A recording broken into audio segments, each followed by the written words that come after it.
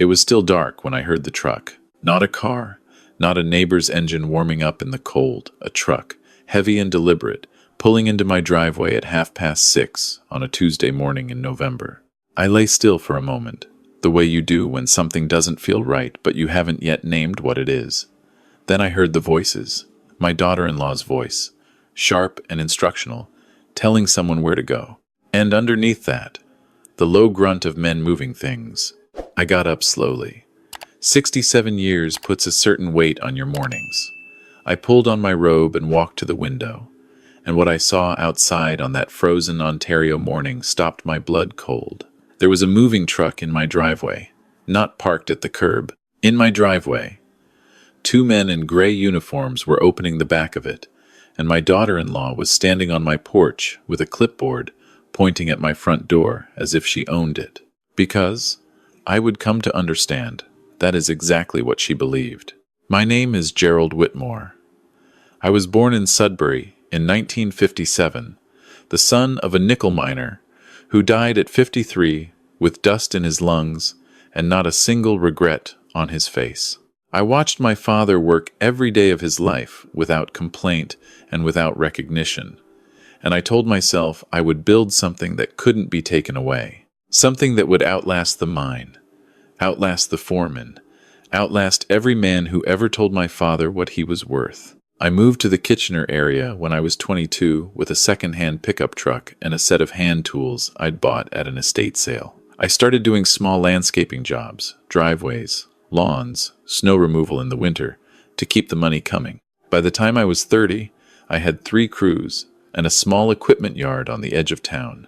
By 40, I had contracts with 2 municipalities and a growing reputation for commercial site work. By 55, Whitmore Land Services had 40 employees, a fleet of 12 vehicles, and a track record that spoke louder than any advertisement I ever ran. I built it without a business degree, without a loan from family, without a single connection that wasn't earned by showing up and doing the work right. I married Patricia in 1983. She was a school librarian, the kind of woman who remembered the name of every child who ever walked through her doors. She gave me 2 children, my son and my daughter.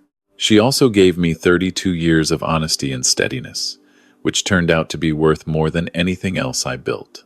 She passed away from a heart condition 5 years ago, 2 weeks before Christmas. There are days I still reach for the phone to tell her something, and then I remember. My son came into the company the way some people come into an inheritance. He walked through the door, expecting the furniture to already be arranged. He had a college diploma in business management, which I paid for, and an opinion about everything, which nobody had to pay for. When he was 28, I gave him the role of project coordinator. He was good at talking to clients, good at presentations, good at wearing the right jacket to the right meeting. What he was not good at was the rest of it. He missed site inspections. He approved budgets he hadn't read. He lost a municipal contract because he forgot to submit the renewal paperwork by the deadline, a contract we'd held for 11 years. When I talked to him about it, he said I was micromanaging. When I talked to him again, he said I didn't trust him. The third time, he told me I needed to let go, that the company needed new thinking, that I was holding it back by insisting on doing things the way I'd always done them. I was 63 years old. I had built something real, and my son was telling me I was the problem. His wife was a different matter entirely. She had always been polite to my face, in the way that people are polite when they are managing you. She brought wine to family dinners. She asked about my knee, which I'd had replaced 2 years earlier. She smiled at the right moments, but she had a habit of asking questions that were a little too specific. How was the company structured? Was there a formal succession plan? Had I updated my will after Patricia died? She always framed it as concern. I told myself that's what it was. I stopped telling myself that 8 months ago. It was a Thursday evening. My office manager, a woman named Shirley who had been with me for 20 years, called me at home to ask about an email she'd received requesting access to the company's financial records. The request had come from an address she didn't recognize, but the name on it was my son's. Shirley said it had arrived while she was at lunch, and something about the timing and the wording had made her uneasy enough to call me before responding. I asked her to forward it to me. The email requested 12 months of payroll records, client contracts, and the most recent equipment appraisals. It was addressed to Shirley but copied to a name I didn't recognize, a name that, when I searched it, turned out to belong to a family law and estate specialist in Toronto. I sat with that for a long time. The following Monday, I drove to see an old friend of mine named Frank, a man I'd known since we were both in our 20s doing trades work in the same part of the city. Frank had built a small chain of hardware stores and sold them at 60 for more money than either of us had imagined when we were young. He was smart in the way that people who've been through real difficulty become smart. He didn't waste words, and he didn't tell you what you wanted to hear. I laid everything out for him at his kitchen table. The email, the questions my daughter-in-law had been asking, the way my son had been pushing for more authority at the company, the copy to the estate lawyer. Frank looked at me for a moment before he spoke. Then he said, "Gerald, they're trying to figure out what they're going to get, and they want to figure it out while you're still around to be managed." I said I didn't fully understand. He said, "They want to know if it's easier to get it from you now or wait. And my guess is they've decided now is easier. The question is what they're planning to use as the reason." That night, I went home and I sat in the kitchen, where Patricia and I had eaten breakfast every morning for 30 years, and I looked at the ceiling for a very long time. Then I called a lawyer I'd used years ago for a commercial dispute. He was retired, but he recommended someone, a woman named Deborah Tran, who worked on estate and corporate protection matters. I met with her the following week. She listened without interrupting while I went through everything. When I finished, she asked me one question. Had I done any formal estate planning since my wife passed? I had not. Patricia and I had made wills together in 2009, and after she died, I had put off updating mine. I knew I needed to. I kept not doing it. Deborah told me that was the first thing we were going to fix. She also told me that what I was describing sounded consistent with a pattern she had seen before. Family members identifying an older relative with significant assets and limited recent legal documentation, then beginning to gather information, and, in some cases, pursuing a finding of incapacity to gain control of the estate before the person could act. I asked her how serious she thought it was. She said, "I think you need to act as if it's very serious, because the cost of being wrong in the other direction is much higher." She was right. I knew she was right. I also felt a cold and particular shame sitting in that office, because I had spent 45 years being a man who saw problems clearly, and I had let myself not see this one for months. I hired Deborah. We began immediately. Over the following 6 weeks, I did things I should have done years earlier. I updated my will entirely. I created a properly structured trust for the company shares, with clear terms that could not be altered by any family member acting alone. I had a formal capacity assessment done by an independent physician, not because there was any doubt about my faculties, but because I wanted the documentation to exist before anyone tried to create a different narrative. The doctor who assessed me said, and I remember his exact phrasing, "Mr. Whitmore, you are one of the sharper 67-year-olds I've seen in this office." I kept that report. I also quietly had Shirley begin a review of the company accounts going back 3 years. She was methodical, and she was loyal, and within 10 days, she had found something I had not expected. Small payments, regular intervals, to a numbered company I didn't recognize. Not large amounts individually. Together, they added up to just over $90,000 over 22 months. I sat with that number for a long time. Shirley had traced the numbered company as best she could. The registered director was someone she didn't know, but the mailing address on the incorporation documents was the same street where my son and daughter-in-law lived. I did not confront him immediately. I have learned over a long life that confronting someone before you are fully prepared is almost always a mistake. Instead, I watched. I listened. I went to the office every day and I behaved exactly as I always had. I attended site meetings. I reviewed contracts. I had coffee with Shirley in the morning, and I joked with the guys in the equipment yard the same way I always had. And I paid attention. What I observed over the following month was a quiet, coordinated effort. My son was having conversations with 2 of the company's longest-tenured supervisors, men who managed the largest contracts, And from what I could tell, he was suggesting to them that changes were coming and that it would be in their interest to be on the right side of those changes. My daughter-in-law made 2 separate visits to the office under the pretext of dropping something off, and on both occasions, she spent time in the reception area asking Shirley questions about how things worked, who had signing authority, whether there was a board. The estate lawyer's name appeared again. This time, I found it because Deborah, who had begun watching certain legal filings on my behalf, flagged a document that had been submitted to a provincial court requesting information about the process for a supported decision-making order. Not filed, just requested. But the name of the lawyer requesting it was the same one who'd been copied on the email to Shirley. I called Frank that evening. He came over the next day and I told him everything. When I finished, he looked at me and said, "What do you need from me?" I said I needed a witness, someone who could be present and speak to my state of mind if things went sideways. Someone no one could discredit. Frank said, "I've known you since you were hauling topsoil in a truck with no heat. When do you want me to start?" He moved into the guest room that week. I also told 2 other people. I told Shirley, because she already knew most of it, and she deserved the full picture.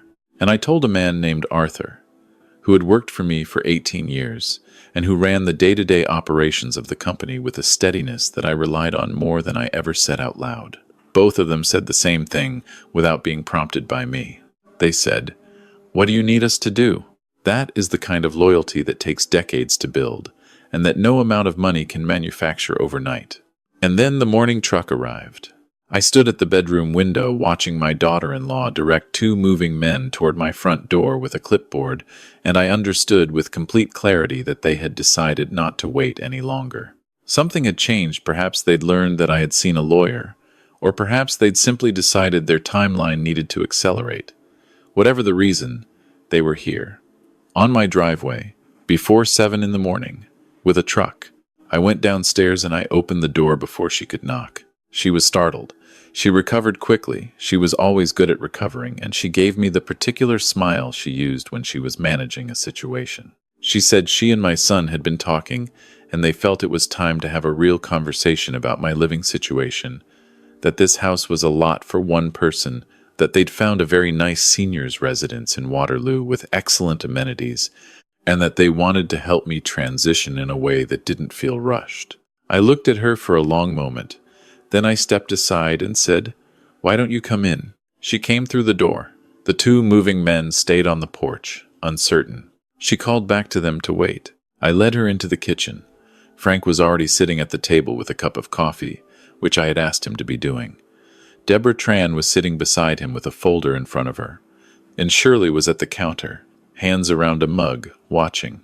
My daughter-in-law stopped walking. She said, "What is this?" I said, "This is a conversation. Have a seat." She did not sit. She said my son had a right to be part of this discussion and that she was going to call him. I said, "You're welcome to do that. But while you do, I think you should know a few things. The first is that this house is held in a trust that was registered 6 weeks ago. Your name and my son's name do not appear in it. The second is that Deborah here is my solicitor, and she has documentation of every step of the process you and my son have been pursuing, including the inquiry to the provincial court about supported decision-making. And the third is that those men on my porch are going to need to take that truck back where it came from, because nothing in this house is going anywhere today." She stared at me. The clipboard was at her side. I said, "I'm going to ask you one question, and I want you to think carefully before you answer it. Did you believe I wouldn't notice? Did you genuinely believe that a man who built a 40-person company from a single truck and a set of hand tools would not notice what was happening in his own house?" She said something about how they were trying to help me, how they were worried about me, how I had been different since Patricia died, and it came from a place of love, and I was misreading everything. I said, "Sit down." This time she sat. What happened in the next 2 hours was not dramatic in the way that confrontations in films are dramatic. It was quiet and careful and very uncomfortable. Deborah walked her through the legal situation with precision. The trust was ironclad. The capacity assessment was on record. The financial review Shirley had conducted was documented and had already been submitted to an accountant for formal verification. The $90,000 to the numbered company was being examined, and my son's connection to that company was a matter of record. My daughter-in-law called my son twice during that time. He arrived at the house 40 minutes into the conversation, and when he walked into the kitchen and saw what was in front of him, I watched his face go through several things in quick succession. First surprise, then anger, then something that looked briefly like shame, though it didn't stay long. He said I had gone too far. He said I had turned this into a legal matter when it was a family matter. He said that what Shirley had found was a misunderstanding, that the payments were for consulting work that he had arranged on behalf of the company, and that I had simply never been told about it. He said he was trying to protect me. He said he was trying to protect the business. He said a lot of things in a short period of time. I let him finish. Then I said, I want you to hear something from me, and I want you to hear it clearly. I am not confused. I am not grieving in a way that impairs my judgment. I am not a problem to be managed. I am your father, and I built everything you have ever had, and I will not have you or anyone else decide that I am past the point of being in charge of my own life. Not now. Not this way. He said nothing. I said, I want you to go home, both of you. Deborah will be in contact with your solicitor about the payments, and we'll deal with that through the proper process. But I want you to go home, and I want that truck off my property. My son looked at Frank. Then he looked at Shirley. Then he looked at me with an expression I had not seen on his face since he was a teenager. Something raw and off balance. And he said, Dad, we were scared for you. I said, then you should have talked to me. They left. Frank walked them out. From the window, I watched the truck pull out of the driveway and disappear down the street. And then I sat at the kitchen table with Deborah and Frank and Shirley, and I held a cup of coffee with both hands because my hands were not entirely steady. Shirley said, Are you all right? I said, No, but I'm going to be. The weeks that followed were difficult in a way that is hard to explain to someone who hasn't lived it. The legal process around the $90,000 took months to fully document. My son maintained for a long time that the payments were legitimate, that they represented services rendered. When the accountant's review found no corresponding invoices, no deliverables, no records of any actual consulting work, he shifted his position. He said it had been poorly documented. He said he had intended to bring it to my attention. He said a number of things that became progressively harder to sustain against the paper trail in front of him. His solicitor and Deborah exchanged many letters. I am not going to pretend that process was easy or that I didn't lie awake at night going over all of it. There were mornings when I sat in the kitchen with my coffee and thought about Patricia, and about what she would say, and about whether I had done something in the way I raised him that had led here. I have asked myself that question many times. I have not finished answering it. My daughter-in-law stopped contacting me entirely. She had made a calculation, and the calculation was now different than it had been, and so her behavior changed accordingly. I was not surprised by this. I was, in some ways, relieved. It is easier to deal with clarity than with managed warmth. My daughter, who lives in Halifax and who I had spoken to about all of this by phone, flew out to see me in January. She sat across from me at the same kitchen table and she said, Dad, I want you to know that I had no part in any of this. I told her I knew that.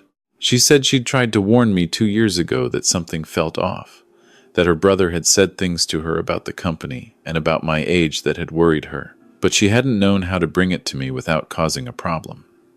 I told her I wished she had. She said she was sorry she hadn't. We sat together for a long time without saying much else, and that was enough. The formal outcome of the financial matter was eventually a repayment agreement. My son did not go through the criminal system, though Deborah made it clear to his solicitor that the alternative to a private agreement was a referral to authorities. $70,000 has been repaid in structured installments.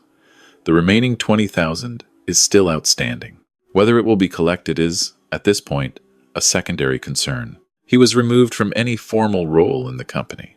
The new operational structure I had put in place with Deborah's help means that no family member can assume control of Whitmore Land Services without meeting specific professional criteria and receiving approval from an independent oversight board that includes Arthur, my accountant, and 2 external advisors. It took 3 months to set up, and it is, without question, one of the best things I have ever done for the company and for the people who work there. The company itself came through. We lost one contract during the period when rumors were circulating among clients, which was painful.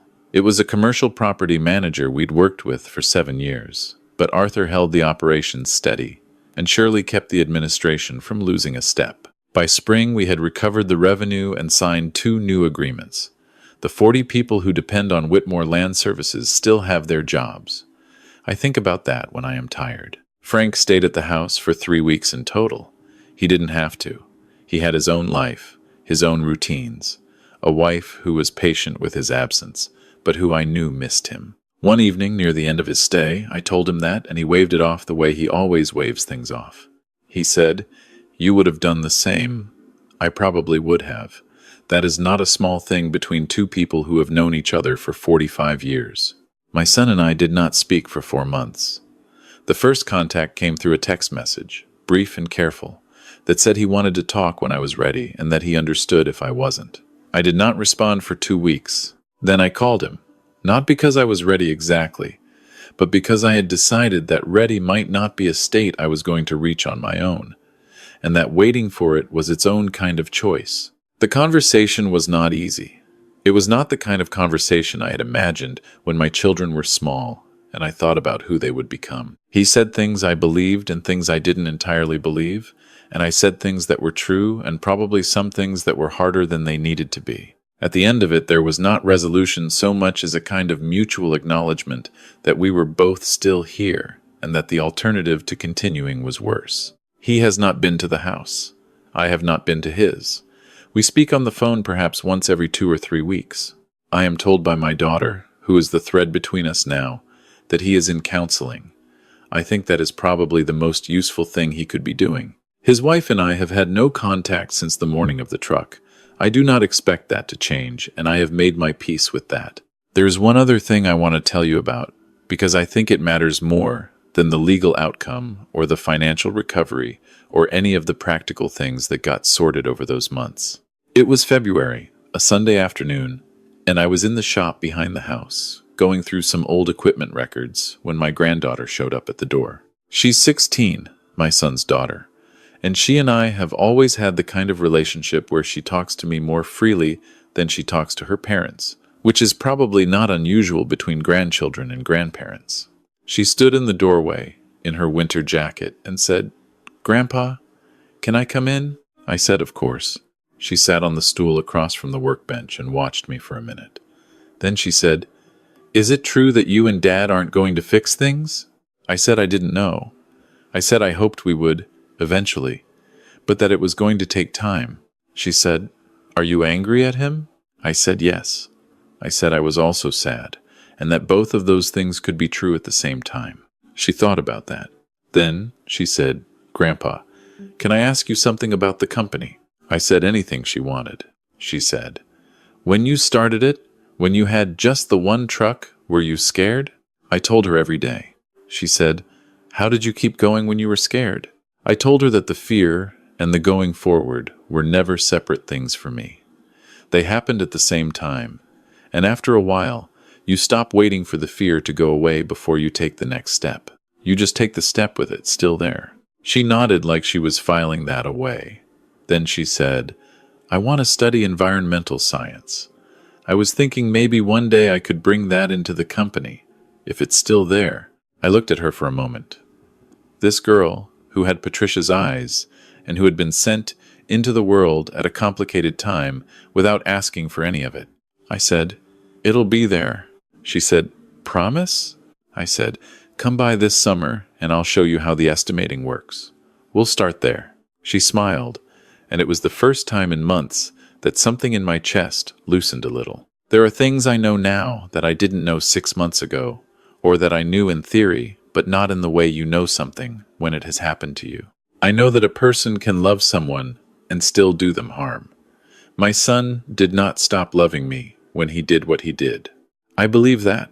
It does not make what he did acceptable, and it does not mean the consequences disappear, but understanding it helps me carry it. I know that the people who show up are rarely the ones you expect. Frank, who had his own life to get back to. Shirley, who had never been asked to do anything like this and did it without hesitating. Arthur, who said to me one morning in the equipment yard, "Nobody's taking this place, Mr. Whitmore," and said it with a certainty that stayed with me for days. Those three people are worth more to me than I have the right words to express. I know that being older does not make you less capable of seeing clearly. It does not make your judgment worth less. It does not make the things you built less yours. There is a way that some people, including, I have to say, some people who love you, begin to relate to you differently past a certain age. They begin to translate your preferences into problems to be managed. Your independence becomes a concern. Your attachment to what you've built becomes an unwillingness to let go. They mean well, sometimes, and sometimes they don't. But in either case, you have the right to name what is happening and to say no to it. I know that the hardest part of all of this was not the legal process or the financial loss or the months of uncertainty about the company. The hardest part was sitting at a kitchen table across from my son and looking at a person I had held in my arms when he was 3 days old, a person I had taught to drive and to swing a hammer and to shake a hand the right way, and understanding that somewhere in the years between then and now, something had bent in a direction I hadn't caught in time. I don't know if that is his fault or mine, or neither, or both. I suspect it is a complicated answer that I will spend the rest of my life turning over. What I do know is that I am still here, still in this house, still going to the office, still walking the site with Arthur on Thursdays to see what the crews are doing, still having coffee with Shirley in the mornings, still watching the snow come down over the equipment yard in the winter and thinking about how far all of it has come from a second-hand truck and a cold drive to Kitchener when I was 22 years old. Patricia used to say that the measure of a person is not what they have, but what they hold on to when it's being taken. I think she was right. I think the thing worth holding on to, above the company and the property and every practical thing, is the knowledge of who you are, your own clarity about that. Because when people try to rewrite your story, when they try to cast you as the confused old man, the one who needs to be guided, the one whose time has passed, the only thing that keeps that story from sticking is your own certainty about the truth. I am 67 years old. I built something from nothing. I defended it when my own family came for it, and I defended it without losing myself in the process. I made mistakes along the way, before and during. I will probably make more, but I am still standing, still clear, still mine. And if you are out there somewhere, listening to this, and you are in a moment where someone is telling you that your age makes you less capable, less relevant, less entitled to your own choices, I want you to hear this from someone who has been through it. They are wrong. Your age does not reduce you. Your experience does not expire. Your right to be the author of your own life does not have a retirement date. Fight for it. Not with anger, not with bitterness, but with the same steady, documented, deliberate effort that you use to build whatever it is you built, because you know how to do that. You have always known how to do that, and that is something no one can take from you. Thank you for listening. Take care of yourselves. And if you found something in this story that you needed to hear, please share it with someone else who might need it too.